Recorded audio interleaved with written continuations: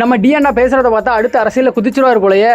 நீயா தோத்துட்டேன்னு ஒத்துக்கிற வரைக்கும் உன்னை யாராலையும் தோற்கடிக்க முடியாது. அதாவது மக்களே என்ன கதை அப்படின்னு பாத்தீங்கன்னா, நம்ம டிஎன்ஆவோட பிறந்தநாளுக்காக பிளட் டொனேஷன் கேம்ப் நடத்திருக்காங்க. அதுல அவர் எப்படி பேசிருக்காருன்னு பாருங்களேன். இவ்வளவு பேரால ஒரு இடத்துல கூட முடியுது. அந்த ஒற்றுமைக்கு, அந்த யூனிட்டிக்கு ஒரு பவர் இருக்கு. அந்த பவரை நீங்க பாசிட்டிவான வழியில கொண்டு போகணும். அப்புறமா போற போக்குல நேஷனல் அவார்டு அனௌன்ஸ்மெண்ட்டுக்கு அப்புறமா டிஎன்ஆவை போட்டு பிறந்தவங்களுக்கு எல்லாம் ஒரு ரிப்ளை கொடுத்துட்டு போயிருக்காரு. தட்டி விடாதீங்க, தட்டி கொடுங்க.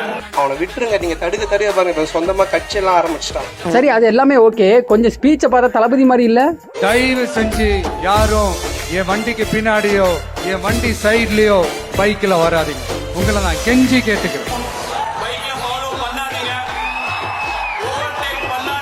ஒருவேளை தனுஷ் அண்ணா அரசியல் கட்சி ஆரம்பிச்சிட்டாருன்னா நீங்க ஜாயின் பண்ணுவீங்களா இல்லையா அப்படிங்கறத கமெண்ட்ல சொல்லுங்க.